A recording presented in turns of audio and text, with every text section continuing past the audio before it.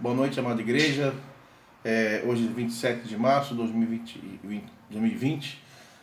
Alegria grande estar com os irmãos aqui nessa noite. Antes de nós trazermos a reflexão, eu quero deixar um abraço aqui para Adriana, para o Domingos, para Lilian e para o Silvio Júnior, que completam mais uma primavera no dia de hoje. Que Deus possa abençoá-los, que esse dia possa ser um dia pleno para vocês e que vocês sejam muito felizes, né? Bom, enfim, eu quero trazer para os irmãos dois textos da Palavra de Deus. Eu queria de antemão deixar bem claro que o objetivo dessa palavra é trazer a você a consciência e o significado da fé, mas contextualizando para os dias de hoje. Eu quero ler com vocês dois textos. O primeiro está em Romanos 8, verso 28, que diz que todas as coisas cooperam para o bem daqueles que amam a Deus. E também a passagem que está em Hebreus, capítulo 11, versos 1 a 6, que diz assim na minha versão: Ora, a fé é a certeza de coisas que se esperam, a convicção de fatos que não se veem. Pois pela fé os antigos obtiveram bom testemunho.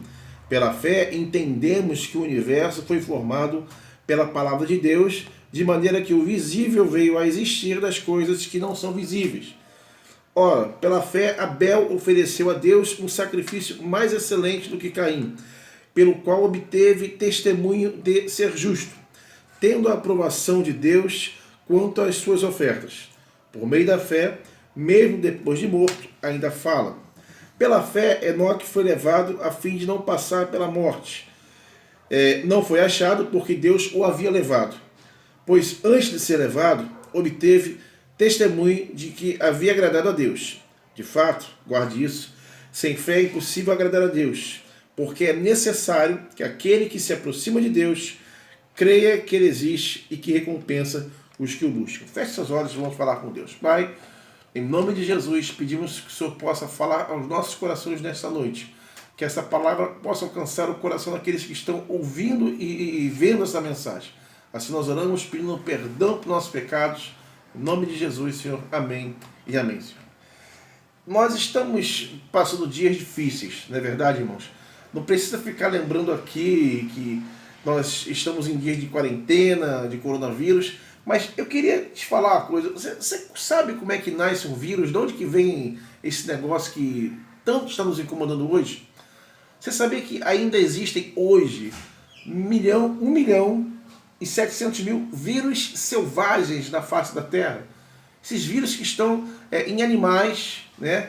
Eu quero ler aqui um texto, porque eu não sou cientista, eu vou falar um pouquinho sobre o que é vírus. Vírus são organismos vivos, absolutamente rudimentares e simples, que nem estrutura de uma célula possuem. Os vírus são constituídos por uma capinha de proteína e às vezes de gordura que envolve sua marca específica, o seu DNA ou seu RNA. De tão estruturalmente destituídos de qualquer sofisticação, os vírus não têm nem condições de se multiplicarem sozinhos, como fazem as bactérias. Por isso, para se perpetuarem, precisam de uma célula que é autossuficiente e com uma engenharia mais sofisticada. Invadem, destroem esta célula e se multiplicam velozmente. Na sequência, saem prontos para atacar. Um estudo, está no G1, né? O bem-estar. Esse estudo é feito pela doutora Ana Escobar, que é médica pediatra e professora na Faculdade de Medicina da USP. Ou seja, é alguém que conhece um pouco mais que eu, pelo menos, acerca do que é vírus. E a gente está passando por essa situação.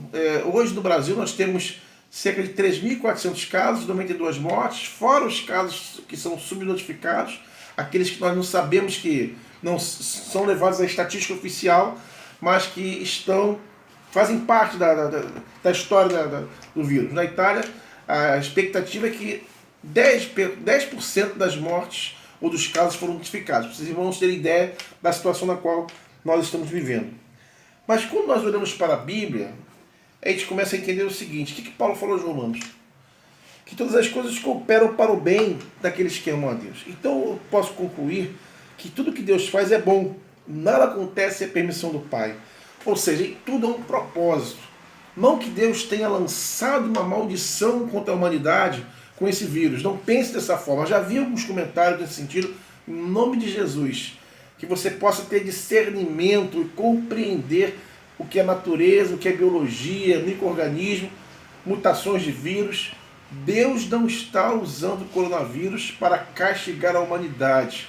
Assim como lá atrás eu ouvi falar que na Tailândia, na Índia, por terem muitos deuses pagãos, Deus enviou um tsunami para matar aquela população. Só que, na verdade, esqueceram que ali havia muitos turistas, americanos, brasileiros, argentinos, enfim, e muitos morreram sem ter nada a ver com a história. Então, por favor, não pense que Deus está castigando a humanidade. Mas, entenda bem, em tudo há um propósito. Você sabia que nesses dias de coronavírus, de Covid-19, judeus e palestinos pararam de brigar e se juntaram por causa da sua saúde? Eles observaram que havia um inimigo maior do que as suas diferenças. Ou seja, nesse tempo Deus trouxe aquele povo que há tanto tempo briga, trouxe unidade, trouxe paz. Se você quiser ver um texto que se encontra no capítulo 40 de Isaías 40, versos 12 e 31, depois você lê em casa com calma. Esse texto vai mostrar a pujança do Senhor em relação à criação. Ou seja, o que eu quero dizer com isso? O coronavírus, ou o Covid-19, como foi atestado pelos cientistas, é algo diferente para Deus? Algo novo? Não, não é. Se nós acharmos que Deus se surpreende com o amanhã, nós tiramos dele um de seus principais atributos incomunicáveis, ou seja, aquilo que só pertence a ele, que é a presciência. Deus tem a percepção, a possibilidade de ver o amanhã. Eu posso imaginar o que vai acontecer amanhã, mas eu não posso garantir que vai acontecer. Deus sabe.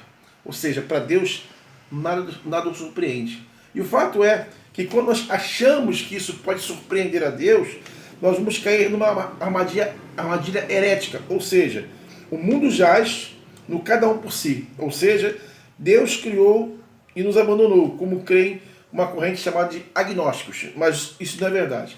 Nesses dias, você deve estar observando que há uma onda de solidariedade e humanização das pessoas. Quer ver um exemplo? Apoie os autônomos.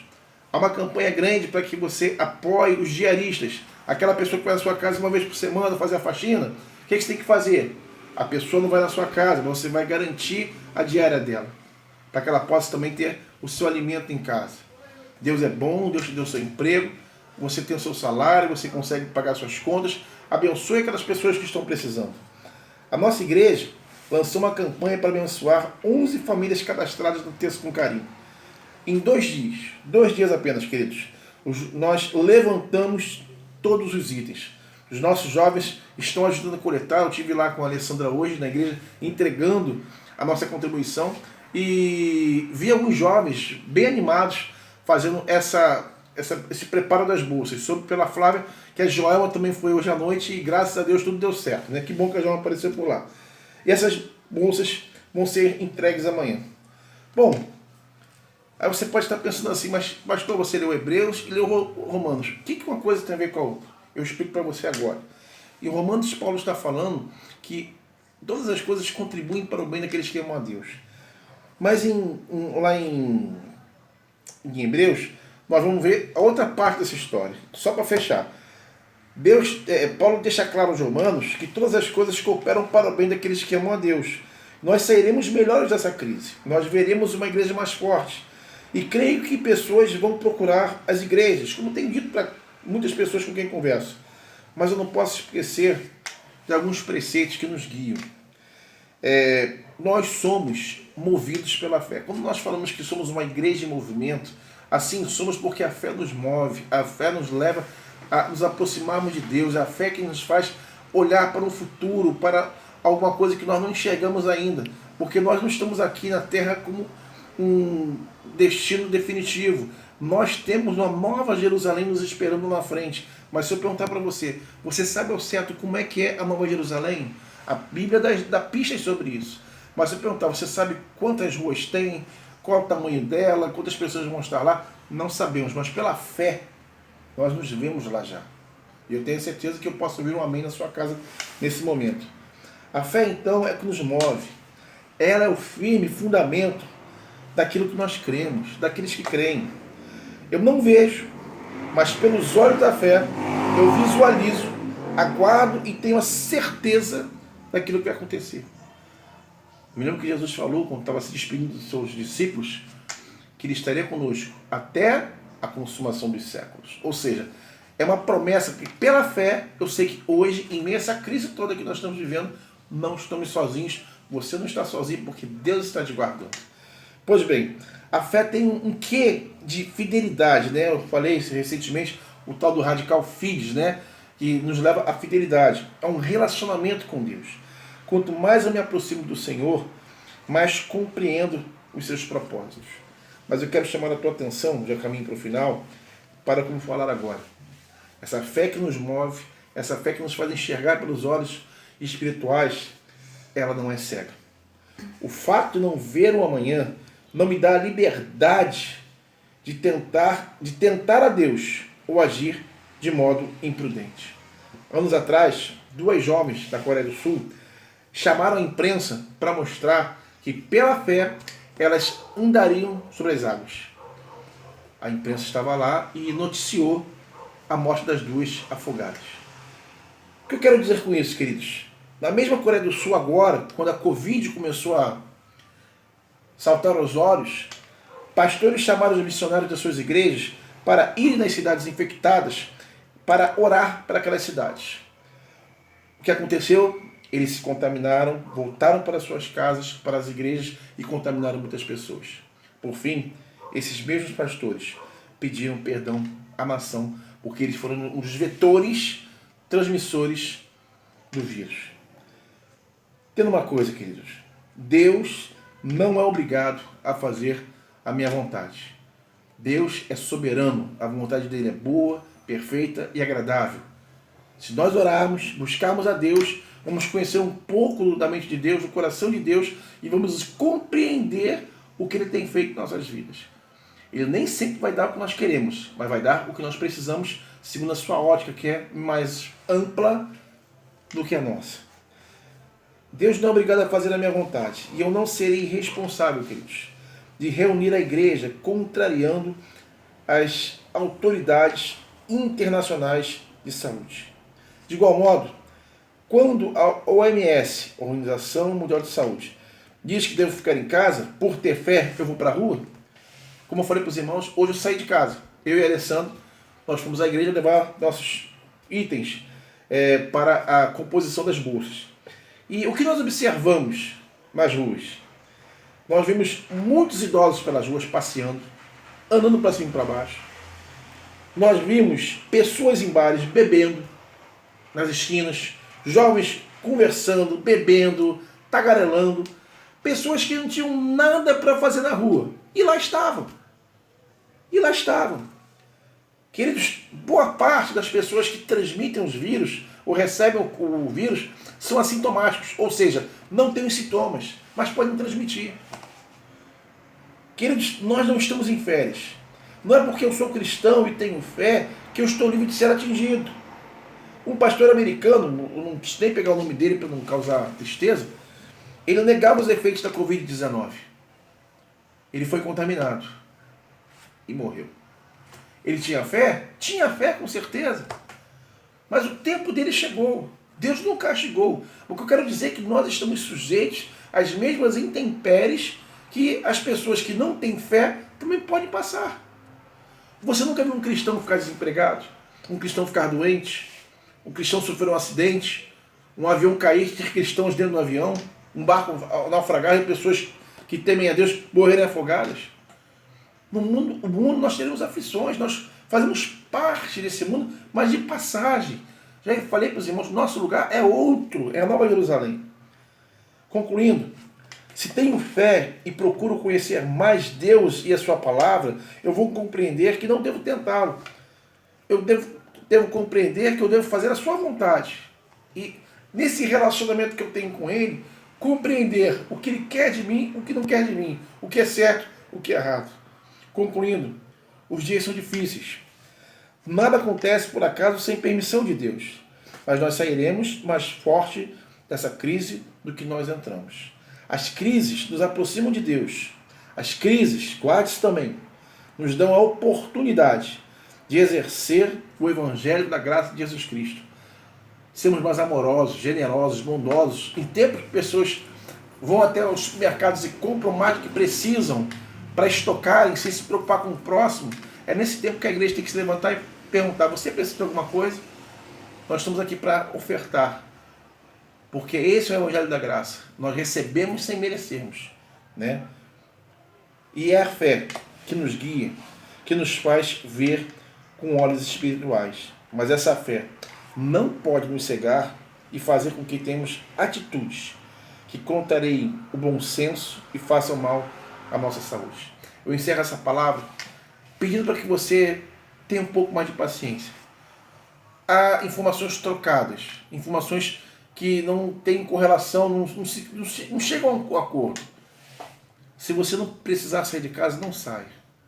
Se você faz parte dos grupos de risco, se você tem mais de 60 anos, se você faz parte da terceira idade, irmã Elda, Mirtes, irmã Zaida, Oséias, Laudiceia, Joci, Noemi, nossos idosos, talvez tenha esquecido de algum.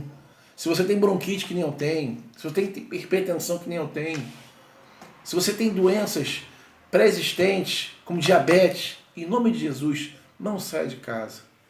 Se você é jovem, acha que é outro papo, não vai ser contaminado, se você tem uma pessoa em casa, nesse grupo de risco, cuide-se, para que essas pessoas possam continuar vivas. Irmãos, pela fé, eu creio que é um futuro melhor para nós, para a Igreja de Cristo, mas nós precisamos fazer a nossa parte. Sem fé é impossível agradar a Deus. Que nós possamos ver pela fé nesses dias, na certeza que Ele tem nos guardado, na certeza que Ele está do nosso lado todos os dias, o tempo inteiro. Se não fosse pela misericórdia do Senhor, nós não estaríamos aqui. A misericórdia do Senhor são a causa de nos sermos consumidos. A misericórdia do Senhor se renova a cada manhã. Creia nisso. Eu quero trazer à memória aquilo que me dá esperança. Eu tenho a certeza que essa crise vai passar. Que leva mais uma semana, 2 semanas, um mês. Eu sei que eu tenho crido. E sei que é poderoso para me guardar e te guardar. Que Deus possa nos abençoar e fazer com que nós possamos passar por esse vale da sombra da morte na certeza que no outro lado nós veremos Deus, iremos cantar o canto da vitória. Mas desde que a nossa fé seja não uma fé cega, mas uma fé que tenha os olhos espirituais, que possa compreender o agir de Deus e aquilo que Ele quer de nós. Que Deus possa nos abençoar e nos guardar nesses dias. Feche seus olhos, vamos orar mais uma vez. Pai, em nome de Jesus, que essa palavra possa alcançar o coração do Teu povo nessa noite. Que o Senhor possa fazer com que o povo se acalme e tenha paz, que não coloque a fé como algo que o tente, mas a fé como percepção, premissa, como firme fundamento do nosso movimento. Pedimos também nessa noite que o Senhor possa abençoar a Adriana, abençoar o Domingos, abençoar a Lilian, o Juninho, que aniversariam nessa data. Que o Senhor possa conceder muitos e muitos anos de vida aos teus filhos e as mais ricas bênçãos dos altos céus aos teus filhos. Assim nós oramos com o perdão dos nossos pecados, em nome de Jesus. Amém e amém. Que Deus possa te abençoar. Amanhã às 8 horas, mais uma reflexão para que você continue sendo alimentado pela palavra de Deus nesses dias nos quais nós não podemos estar juntos. Que Deus nos abençoe. Amém, Senhor.